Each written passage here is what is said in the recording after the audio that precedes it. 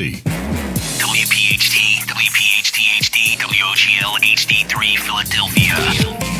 An Odyssey station. This is Investor Schooling Live with your host, Larry Steinhouse, CEO of Investor Schooling.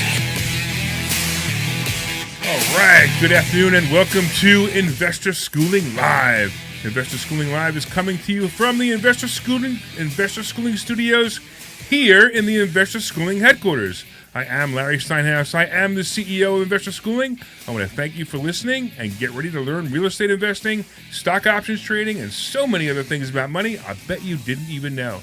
Hey, you can call me anytime during the show with your questions. So if you're driving in your car, type in this phone number into your phone right now, 855-939-1137. That's 855-939-1137. That's right. We're a live program, so you can call in anytime during the show. I'll take your calls. Hey, don't worry about the topic. I'll take your calls and answer any question on anything that has to do with money or business. At Investor Schooling, we teach real estate investing, stock options trading, how to save money in taxes, how to be financially free, and we even give you the motivation to make money work for you instead of you working for money. Investor Schooling is located in Bucks County, Pennsylvania, right off the Newtown Bypass, serving the New Jersey and greater Philadelphia areas in a real brick-and-mortar building. Our students are also located in several states with our exclusive web access to classes and seminars. Get ready to learn this business, the business of entrepreneurship, real estate investing, stock options trading from people who live it every day. Welcome to Investor Schooling Live with your friendly neighborhood financial expert. That's me, Larry Steinhouse. All right, we actually have a guest today, and I'm so excited because every once in a while we bring guests in, sometimes just students, sometimes your employees, but we have a student today, and his name is Bill Steiner, and he's one of the most exciting students that we have. You know how I can tell? Wait till he speaks. Say hi, Bill. Hi, Bill. See? Isn't that exciting? He's just such an exciting guy. He comes across so exciting when he says things like, Hi, Bill. See? Isn't that amazing? Wow. So Bill, you've been a student now for like how long? I started 9 months ago. Really? Maybe 10. Now, you actually were a successful businessman before you came here. Yeah, I'd like to think so, yeah. Well, I think so, too, because you told me what you're doing. So you had a couple of businesses, and then you came here, and actually some of us were even surprised, because we were like, all right, why would a successful businessman, you also had a little bit of real estate, too, right? Yeah, I did. So why would a successful businessman with a little bit of real estate come to Investor Schooling to learn anything? So what happened the first time you showed up for a free class on Thursday? The free class on Thursday, the first class was, you did a presentation on, it was healthcare.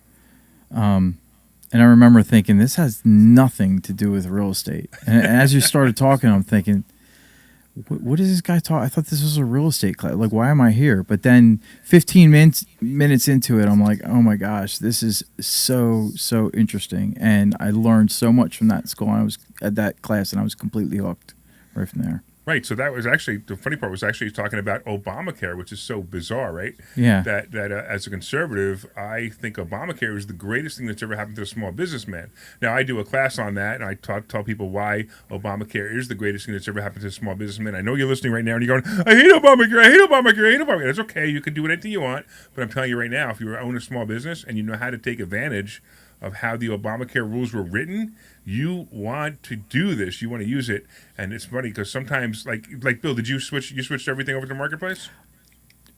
I actually didn't. Oh, you didn't? Okay. But it's one of those things. Like, I keep learning all these different things in the school, and it's like I don't have time enough to implement all the things I've learned. But yeah, that's kind of on my list of things to do. I still have insurance through.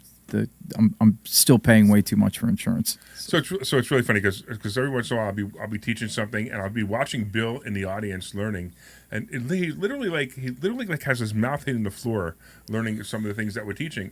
And again, I mean, you know, we're talking about a millionaire here, multimillionaire who is a successful businessman who came to us and starts learning stuff.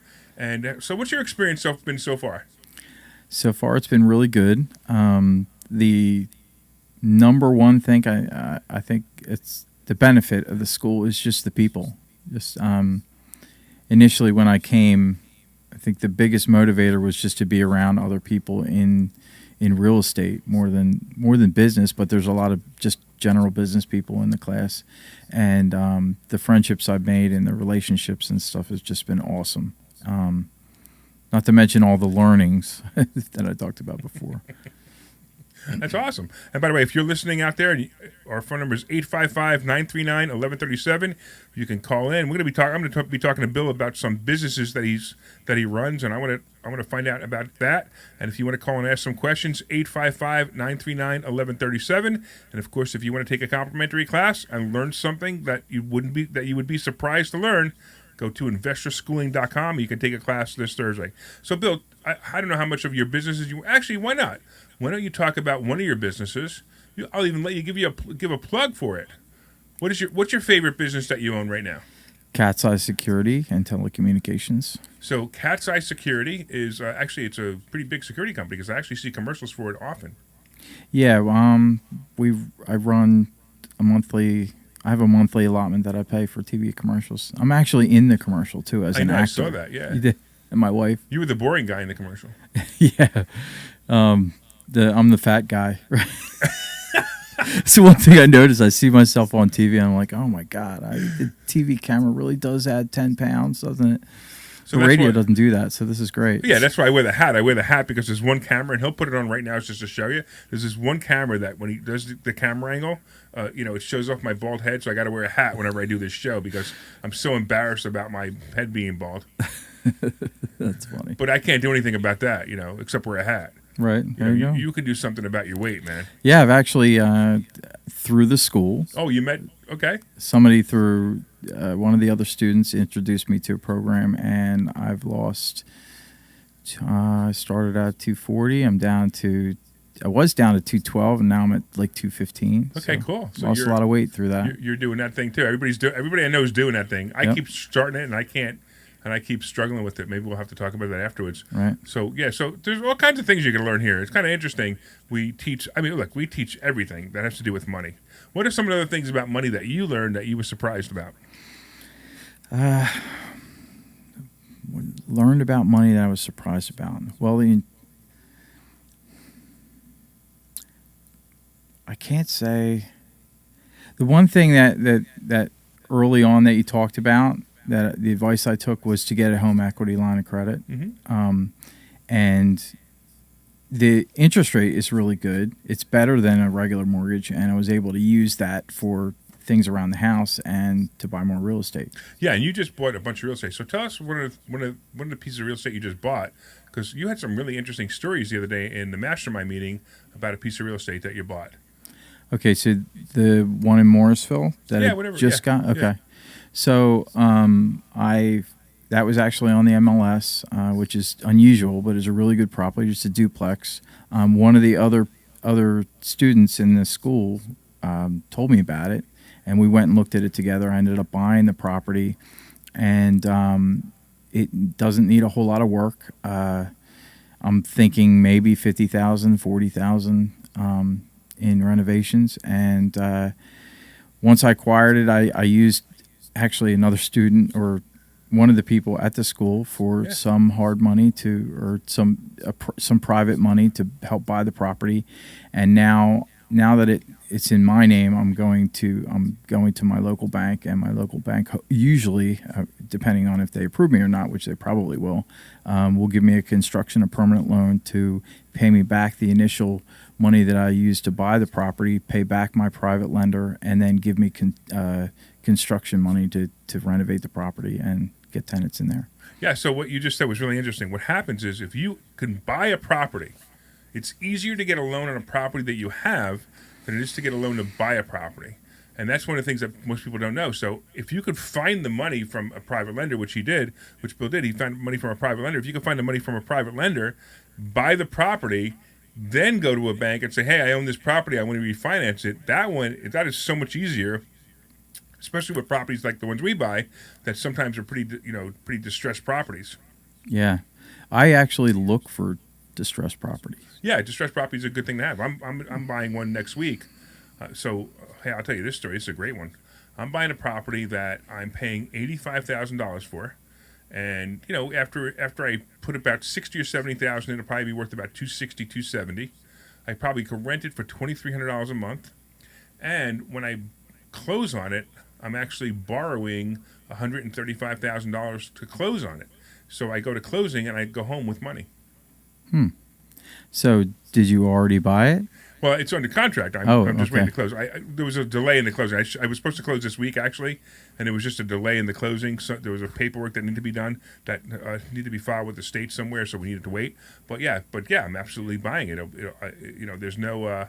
I have no. It cost me nothing out of my pocket to buy it. I'm buying it using private money. The lender that's lending to me believes in the property. He also knows that it's probably worth more than what I'm paying for it, and it is probably worth a little bit more than what I'm paying for it. So he has no risk, and he also knows that I'm going to renovate it, rent it, and not care. Yeah. And he likes the idea too because he has money sitting around that's in a bank somewhere making a 0.5% interest, and now he's going to be getting a nice interest rate of about 8%, and that makes him really happy because now he gets checks every month, and he gets an income off of this money. So everybody gets happy when you borrow money from someone to buy real estate. The person buying the real estate is happy because they get to buy the real estate, and the person lending the money also makes a nice rate of return on their money too. We teach lending too, and we teach how to lend. Yeah. Now it's funny because you're going to find people in the room. Some are lenders and some are borrowers, and it's funny because you won't find a lender becoming a borrower or a borrower becoming a lender. Like the borrowers always borrow money and the lenders always lend money. It's very interesting. Did you notice that in the class? Yeah, I have. I never even really thought of that as a way to get into real estate. It's just being a lender, but it is just another way. Yeah, it's absolutely. It's a great way that you can make money on your money. So you talked about getting a HELOC, and sometimes what happens is someone will even get a HELOC. Maybe let's say, for example, they get a $100,000 HELOC, and they're paying even as high as 5% interest rate on it, but they can lend that money out to somebody at 8%. Yeah. And right away, you think you're making 3% more, but you're actually, after the first payment, you're actually making more than that, and it gets higher and higher. By the way, if you're watching online, you can respond on Facebook, LinkedIn, Twitter. You could say hi to us, let us know you're watching online. And also, of course, if you're in your car, give us a call, 855-939-1137, 855-939-1137, and we'll talk to you about just about anything out there. So tell me about Cat's Eye Security. So when did you buy this company?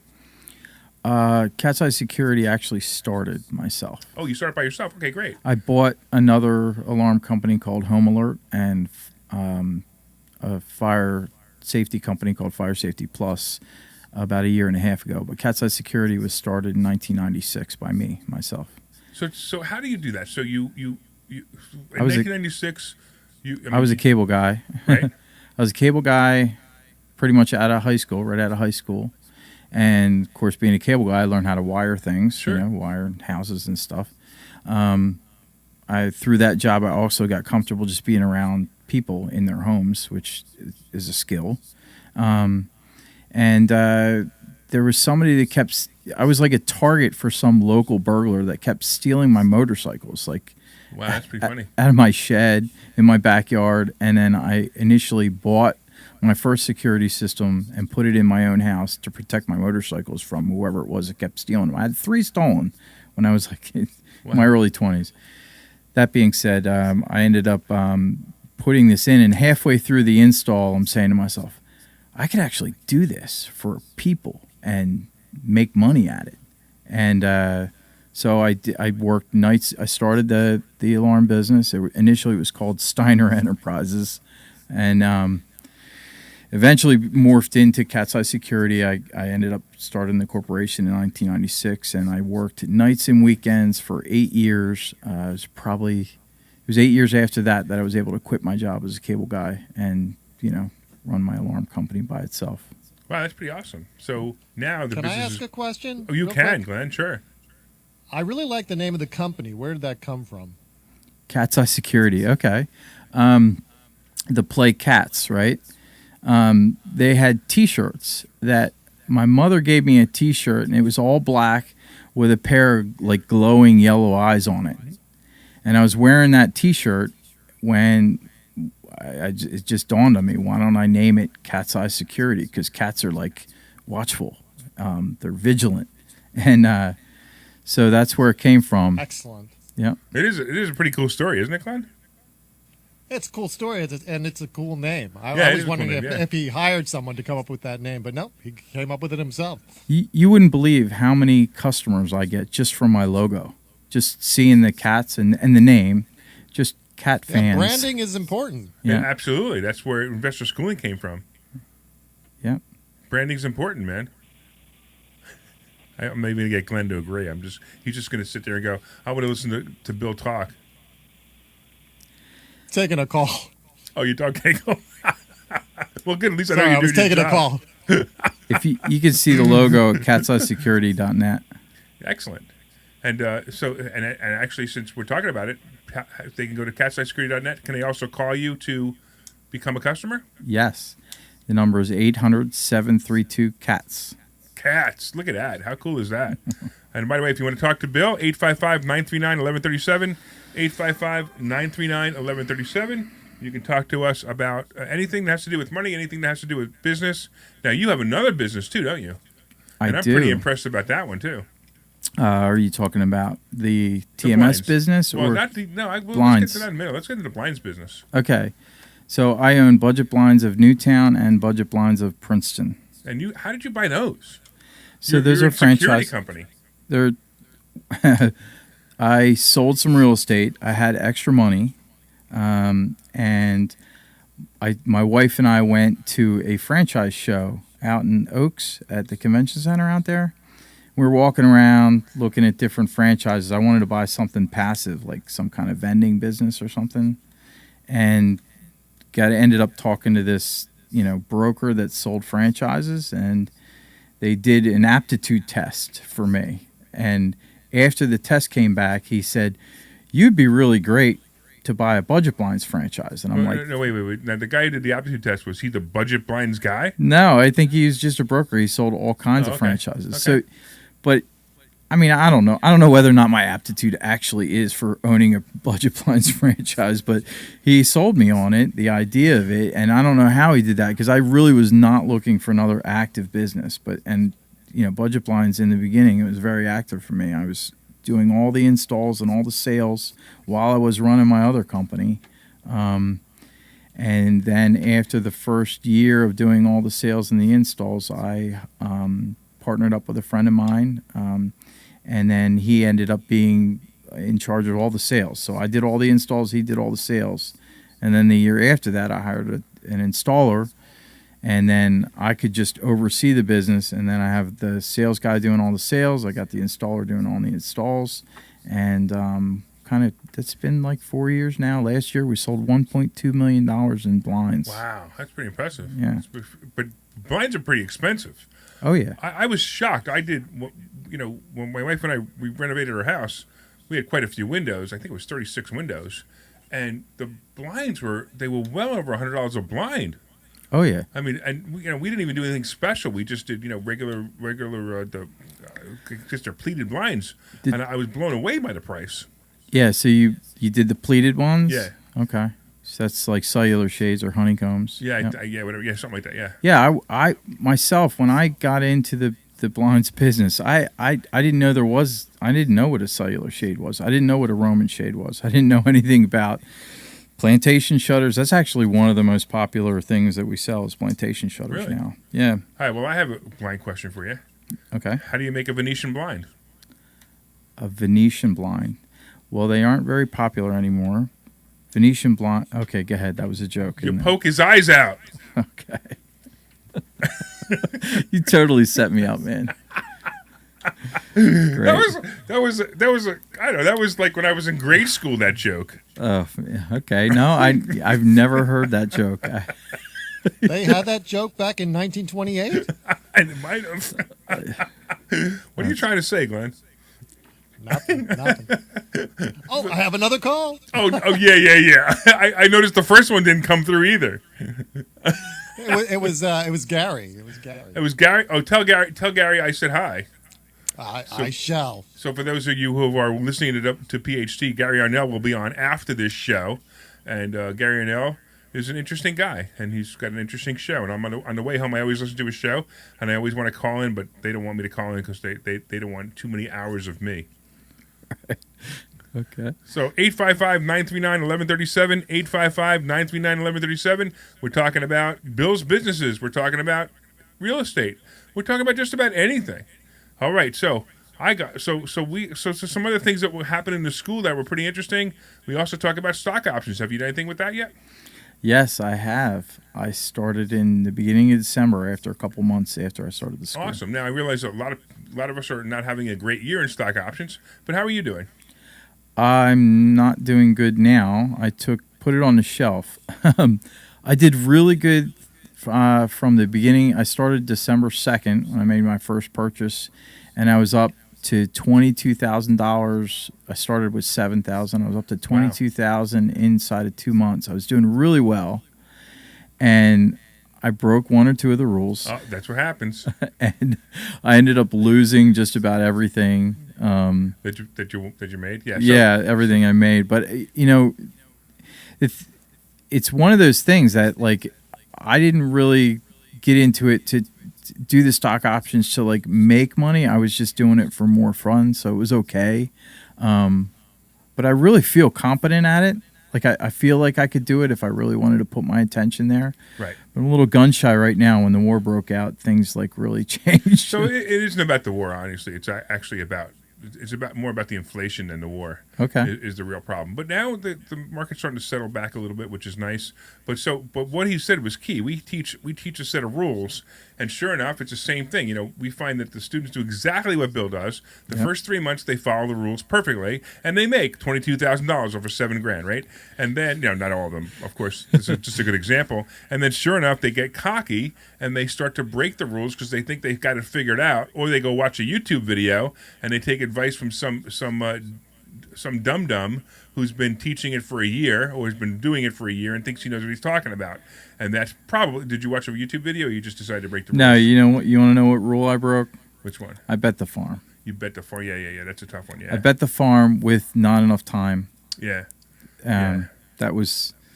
I mean, I kick myself now because there's so many opportunities. But I know. There's tons of them. We're going to talk about them later on. There's a bunch of good stuff going on. I'll never make that mistake again. It was a hard lesson. No, you'll make it again. Okay. Especially a guy like you.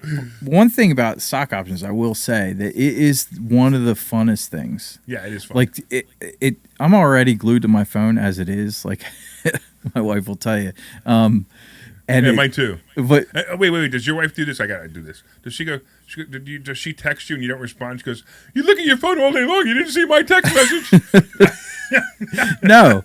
What my wife does, if she calls me or texts me and I don't answer, she thinks something happened to me. Really? Because she knows that I'm always on my phone. Yeah, right. So she's like ready to call the police and ask where, if I showed up in a ditch, wound up in a ditch somewhere. So Mike's online. He has a question. He says, "Is there a service that can come out and look at how your business is running?" Now, I'm not quite sure. Mike, why don't you call in? Because I'm not quite sure if I understand what you mean by that, because there's a bunch of different places we can go with that. 855-939-1137. Mike, give us a call, 855-939-1137, and we could probably have a better conversation about that, or maybe even work on maybe some part of your business. As a matter of fact, I'll tell you what. Between the two of us, we could probably be a pretty good business coach right now, Bill. So if anybody else has a business out there and they want to just do a quick coaching session over the radio right now, give us a call, 855-939-1137. If you have a business, 855-939-1137.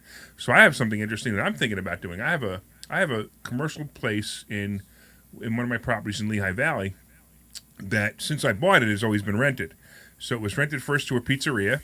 Then it was rented to a jerk chicken place, and the jerk chicken place just left. They actually did so well that they moved on. They moved to a bigger place.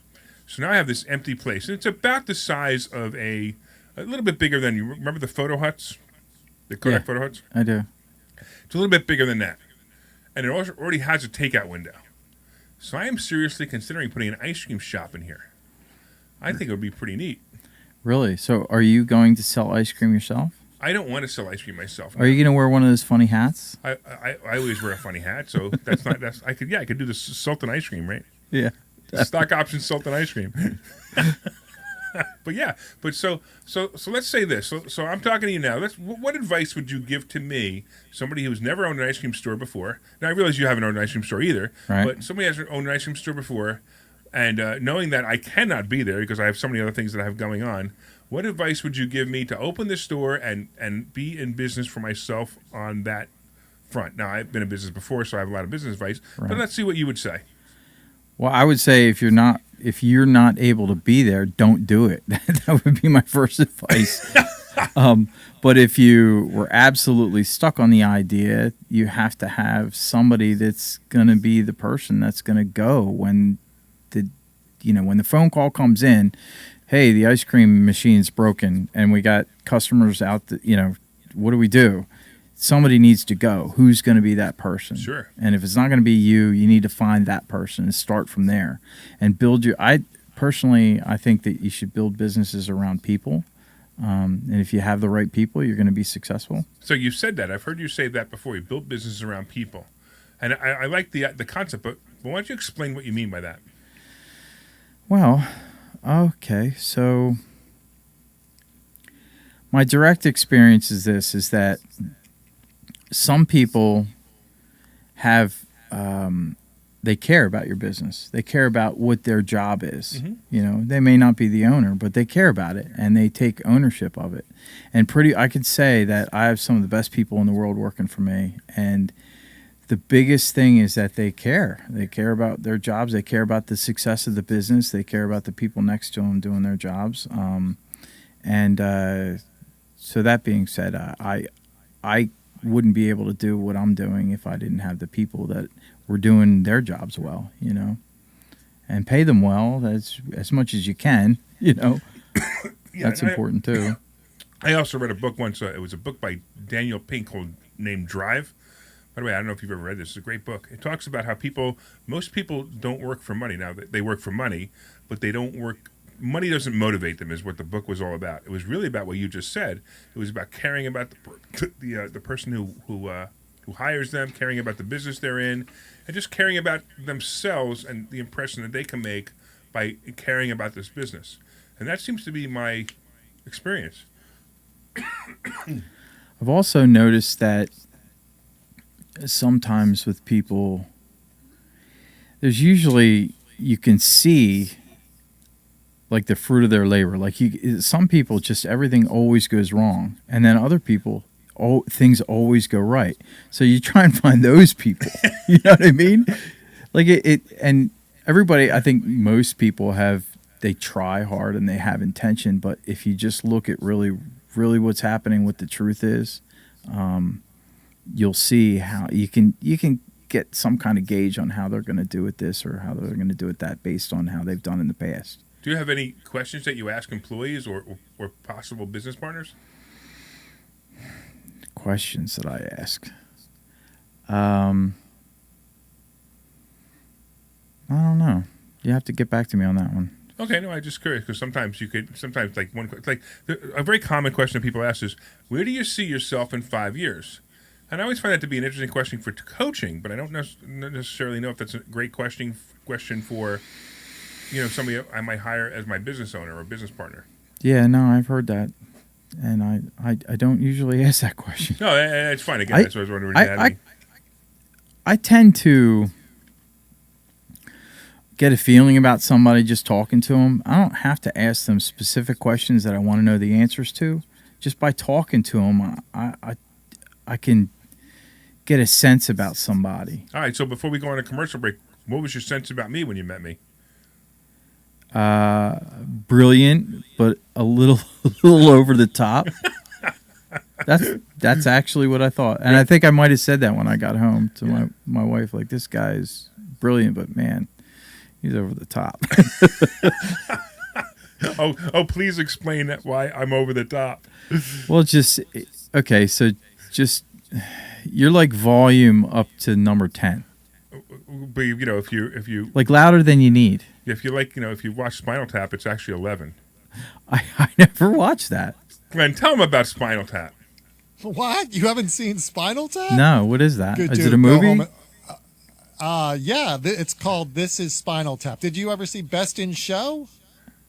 No. He's busy making money, Glenn. He's not. I watch a lot of movies and a lot of TV. And do you like rock? Do you like rock music? Yeah, absolutely. So, like, real quick, who do you like? Like Judas give me one Priest, or- Black Sabbath, Led Zeppelin. Oh my dude! Now you need you to go definitely home need to watch tonight Spinal Tap, and yeah. watch This Is Spinal Yeah, Tap yeah, you tonight. definitely have to watch this movie. Tonight. Okay. It's all about that era. It's really, really funny. Okay. So It's- basically what they did, they took their Marshall amps. You remember the Marshall amps that everybody had? Yeah. So they took their Marshall amps and they changed the numbers from 0 to 10 on the dials, and they just changed the number from 0 to 11. So now they claim that their Marshall amps are louder than everybody else's. Okay. It's much funnier when you see it in the movie. Okay. It's really- I'll have to When check it Larry out. describes it. It is funny. So isn't Spinal Tap as a band though, right? Yeah. It was a mock band. It was called the band was called Spinal Tap. It was a mock band. Okay. But they made real songs for a movie. You have to see it. It's really, really good. All right, let's do this. Let's go take a commercial so I can wind myself up and get really over the top. We'll see you guys in a couple minutes. This is.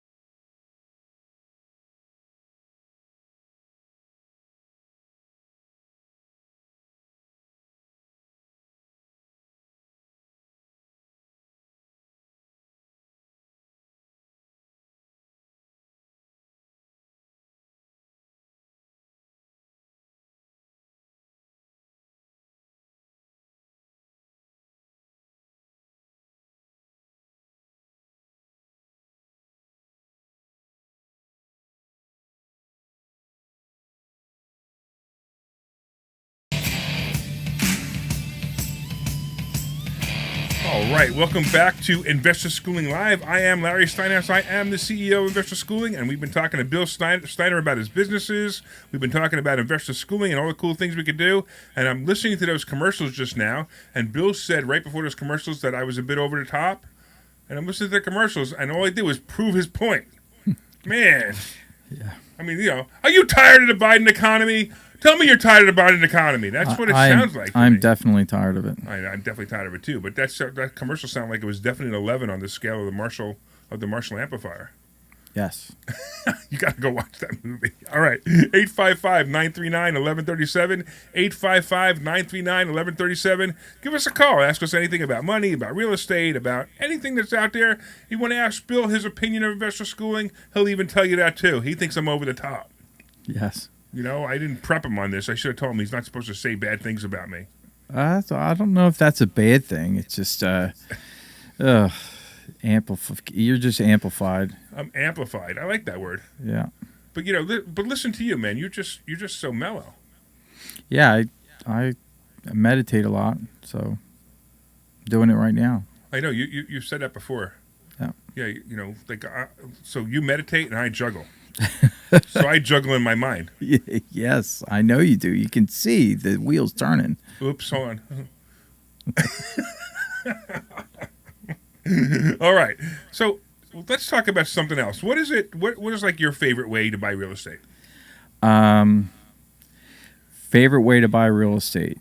I think when it doesn't matter to me. I don't care, but I generally what I have been doing is I've been getting referrals usually from realtors. That's the number one way. But That's interesting. I network with realtors and try and get them to bring me deals before they get to the MLS if possible. So what does the realtor get? What do they get? So if they're not putting it on the MLS, did they list it already or they didn't list it?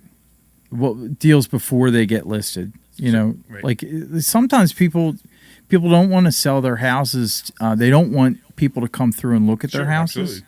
So, but they'll call a realtor and they'll say, "Hey, I don't want to," and then I'll get those referrals. So that's a really nice way to buy a house. You don't really have as much competition, and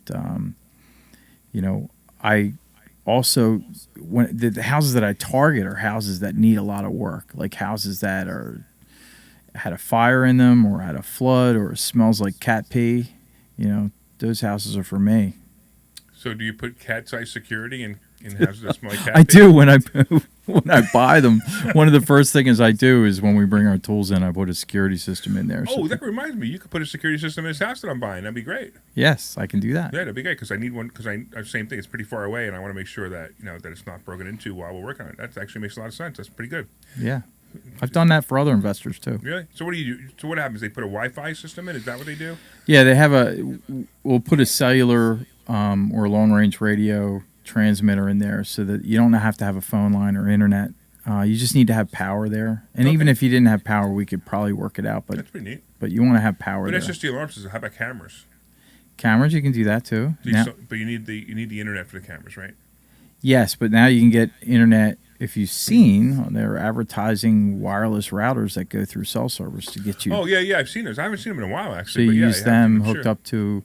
So you could have a house that is basically has no internet or no phone lines out there, and we can still give you an app that you can view your cameras on your phone. Oh, that's great. Yeah, okay. We definitely need to talk about this house that I'm about to pick up because it's a little far. And actually the house is in a pretty decent area, but the house itself is pretty run down. So I figure it's an attraction to vandals.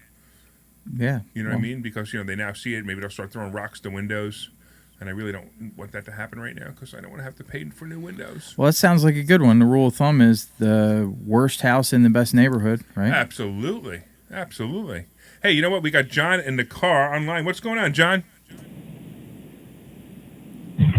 Hey, how you guys doing? Doing excellent, man. Where are you driving to? Any place exciting? Hey, no, I'm driving to a service call, unfortunately.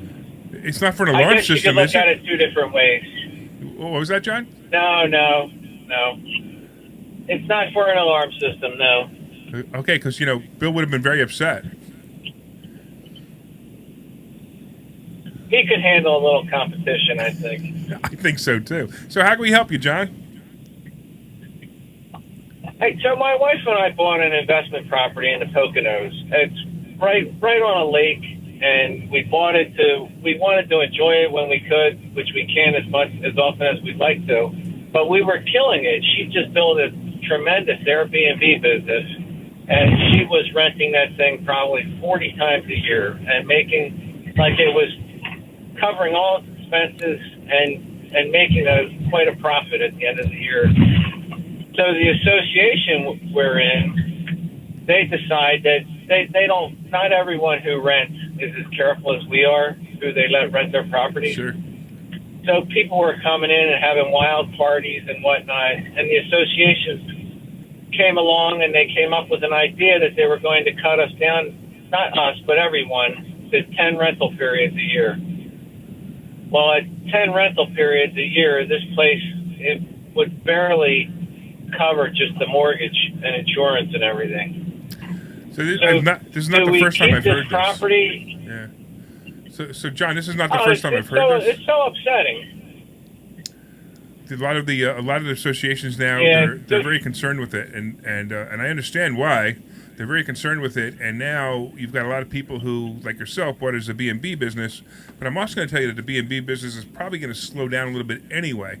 Can you rent this thing on a full-time basis, like for annual rental, and make money on it still, or no? No, I don't think we could. He I probably don't wants think so. to. He probably wants to 'Cause go there too. Our correct? expense, our mortgage on it's like $3,000 a month. Yike!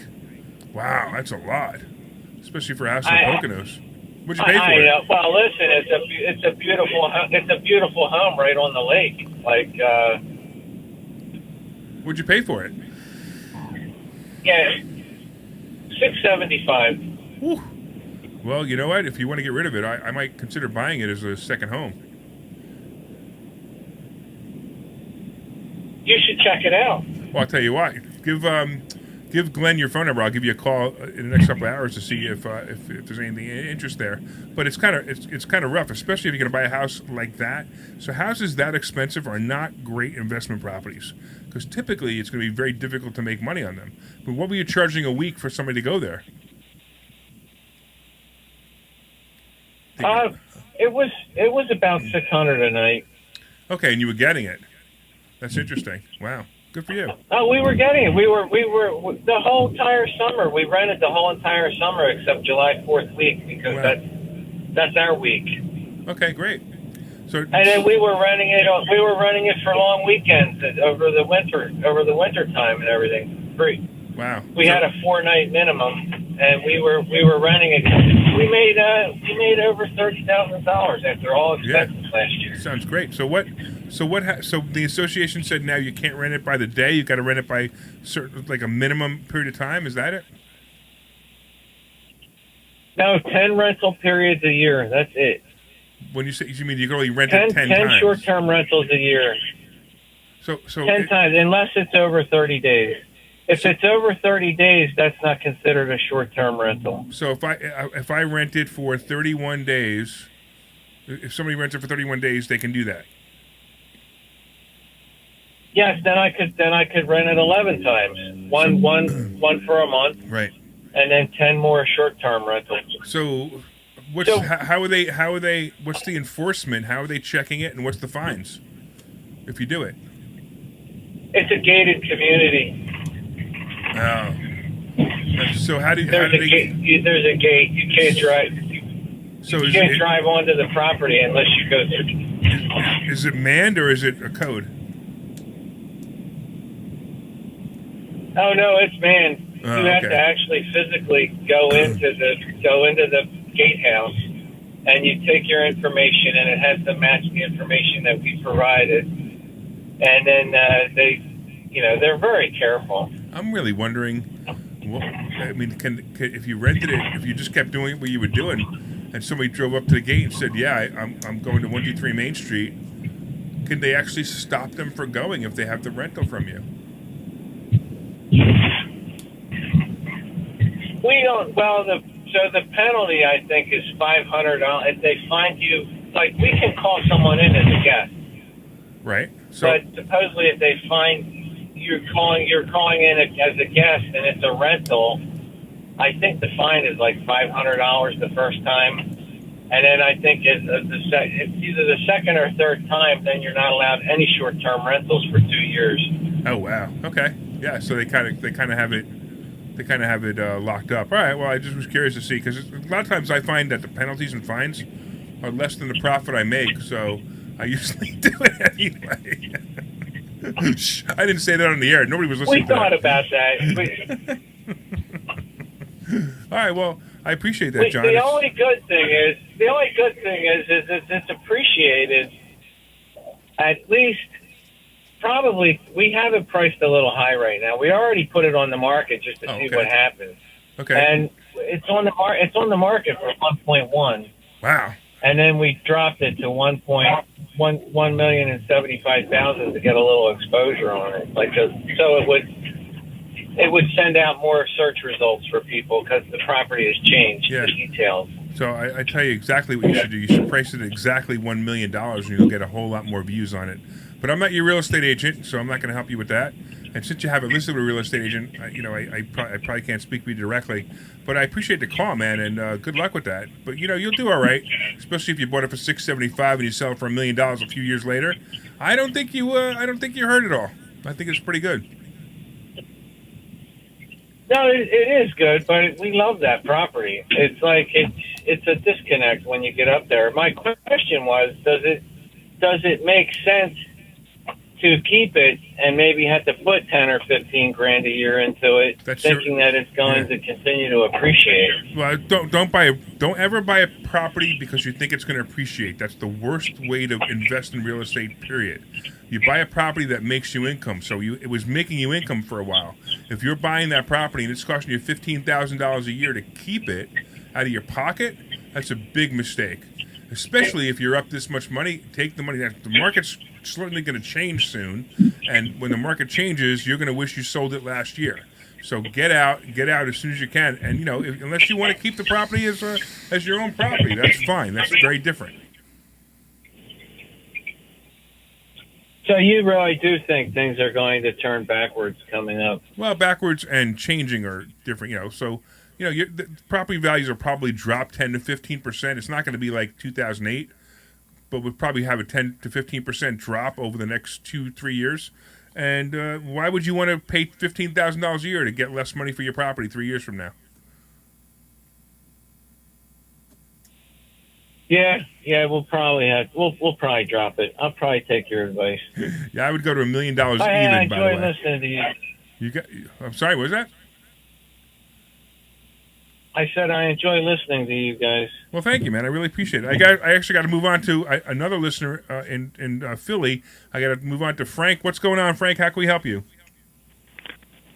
Hi, Larry. How you doing? All right. This is like Frank. He's one of our frequent callers. I could tell by that voice in 2 seconds.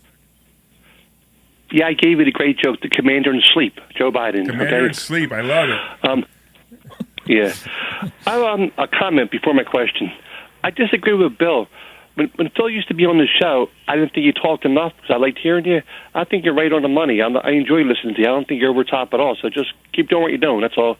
I like listening to you on WWDB Monday to Friday, on Saturday and the weekends on 1210. Appreciate that. My question is, we almost canceled Treasury the show bonds. on WWDB. What do you think about them? Did you know that, Frank? We almost canceled the show on WWDB because we heard nobody was listening to it. But now that I hear that you're listening to it, I'll make sure you stay on. Every week, and Wednesday is always a repeat Wednesday. No, it's not always a repeat. You know what happened on Wednesday? The guy didn't show up. You got to listen to it on Thursday to hear what happened. The producer didn't show up, Glenn. I missed that day, I guess. Hey, Glenn, what would your company do if you didn't show up for my show? If I didn't come in here today? Yeah, and my show was on and you didn't show up. What would they do? If I connected to you from my studio to your studio, what would they do to you? I don't think I'd have a job. Yeah, exactly. So I asked for this guy to be fired, and they haven't fired him yet. Well, I just thought I'd bring a little bit of something else into this show. But Frank, man, we always appreciate you listening. I thank you very much, man. Yeah, but Larry, the question was Treasury bonds. What do you think about Treasury bonds? Oh, the Treasury bond right now. You mean like the crossover, or you mean like buying them? Buying them, I bonds, Treasury bonds. So the I bond was giving something like 9.2% interest rate because the inflation was so high. So that's a really good investment right now. A lot of people are just moving it. They're taking you could buy $10,000 per entity, so per Social Security number or per entity or per. Bill's got that look in the class. This is the. But put the camera on him, Mike. Look at the look that Bill has. This is when I'm teaching Bill something he doesn't know. He's got that look on his face. That's the look he's got right now. So he's about to learn something, Frank. Good thing you brought it up. So I'm teaching him. Yeah, well, I think I'm teaching him, but you asked the question.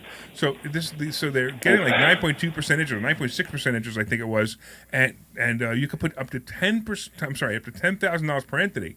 So every Social Security number or EIN number that you have, you could put $10,000 into it. You just got to lock up the money for a year, and even if the interest rate changes, it will most likely be an average of well over 5 or 6%, even if it changes over the second 6 months. So it's a great, because it's 9.2% for 6 months, or 9.6. I can't remember if it's 9.2 or 9.6 for 6 months. And then it could change again. But even if it goes down to something low like 3, which it's not, you're still going to average well over 5%, which is a great place to put money, like cash, that you want to just put there, just hold on to it for a little while and make some money on it.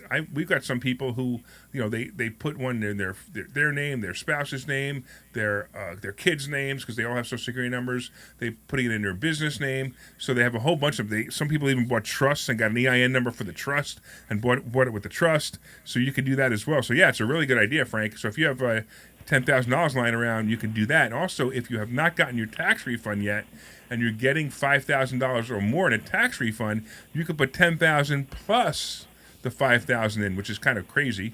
It's a weird rule, but you can do that as well. I thought $10,000 was the maximum. It is, but if you have a tax refund of over $5,000, you can put up to the $5,000 extra in because your tax refund was so high. Isn't that weird? Okay. It's a weird rule. It's crazy. Thanks, Larry. And you're not over top. You're right on the money. See, I'm not over the top, Bill. Take care. But listen to Bill. Bill speaks so slowly. I meant the over the top in a very endearing way. I think he's a good over the top. I'm a good over the top, Frank.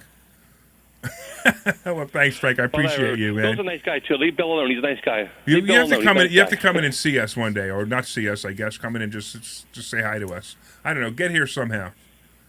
I'm going to. I got a friend. He says he's going to go up on a Thursday, but I'm still working on it. That'd be great, man. We're looking forward to seeing you. Thanks again, Larry. Take care. Thanks again. Buddy. And if anybody else wants to call, we got a few minutes. 855-939-1137. 855-939-1137. So that was pretty cool. I've got fans, Bill. Isn't that cool? Yeah, that is cool. I'm surprised. He was a little annoyed with me. He was a little annoyed with you. You insulted me, man. Yeah.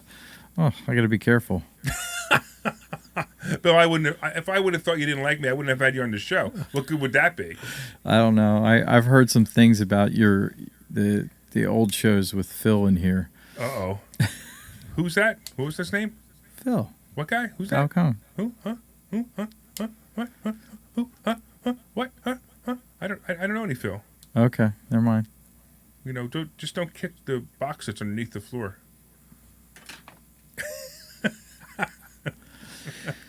All right.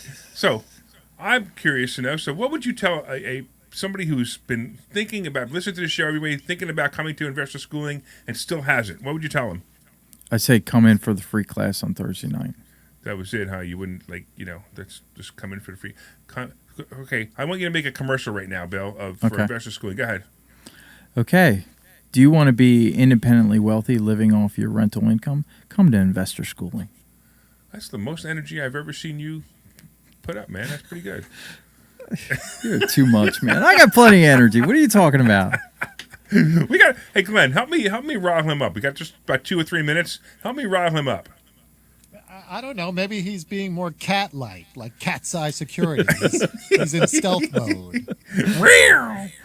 If you're watching out for people, you can't be all. That's my tagline. Yeah. We're looking out for you. We're looking out for you. Look at that. Is it really? Yes, it is. Well, that's pretty it's good. It's on my too. T-shirt. I'm impressed by that too. That's actually pretty good. Yeah. All right. Cool. So what business advice would you give somebody? Business advice. Do something that creates recurring revenue. Yeah, I have to agree with that. That's a really good idea. Yeah. Recurring revenue. So the most successful thing I do is collecting rents. Yeah. It really is. And it's funny, 'cause a lot of people say, hey, do you want to sell your properties? I'm like, I have no interest in selling my properties. If I sold all my properties right now, I'd have a big chunk of money. And I don't know what I would do with that big chunk of money. But the fact that I get recurring revenue every month, tens of thousands of dollars every month, helps me to, even when times are bad. Like when times are bad, I can still pay my bills because I know that money's coming in. That's why I got into the security business, because it's a subscription type business, and I built it up over years. That's why it took me a while to to quit my job because I had to build it up because you don't make money on the beginning and the inside. You make money on I the mean, service. you could, but right. So that's why I got into that. So I would advise somebody to find some kind of business recurring revenue. Yeah. Have you ever done a multi-level marketing company? I have. I've tried a few of them. I actually did pretty well with Amway. Oh, did you? Yeah. Yeah. Yeah. And I did that. What was that insurance one? You buy term and sell. The Primerica. Primary. Yeah. I'm sorry. It was A.O. Williams with the A.O. Williams. the beginning, That's right. right. And then A.O. Primerica Williams. bought him. Right. Yeah. So, I tried so many things.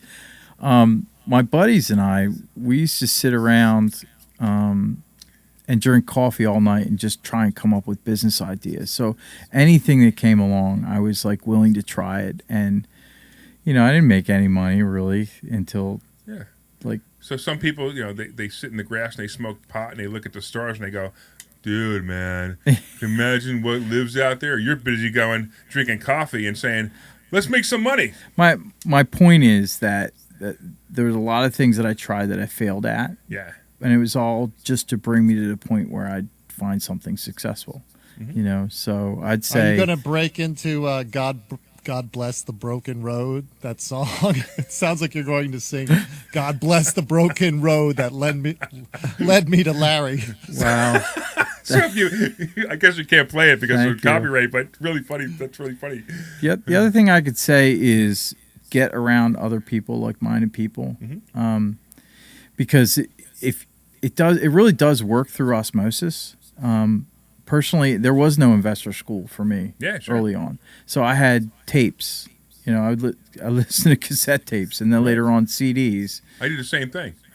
That's how I was around like-minded people, was by listening to them on tape. But now there's a school you can go to where you can be around like-minded people. Absolutely. And where's that? It is in good old Newtown or Langhorne, PA. I'm not really sure. Yeah, I know. Nobody knows for sure. All right. So we really didn't get much into stock options or stock picks, but there's a couple of good plays that I want to mention real quick. Meta, Twitter, Apple, all good plays. And I want to make sure that I thank everybody. I want to thank Glenn Page, of course, for interrupting the show several times. I want to also thank Mike Kuiper. I always get his name wrong. Mike Kuiper, who's our producer here. He's doing a great job on the video. I want to thank you all for listening. I want to thank you all for being big fans. Of course, Frank in Philly, hey, he listens all the time. He's a big fan. And we will definitely tune in. And I hope you guys tune in next week. And have a great day.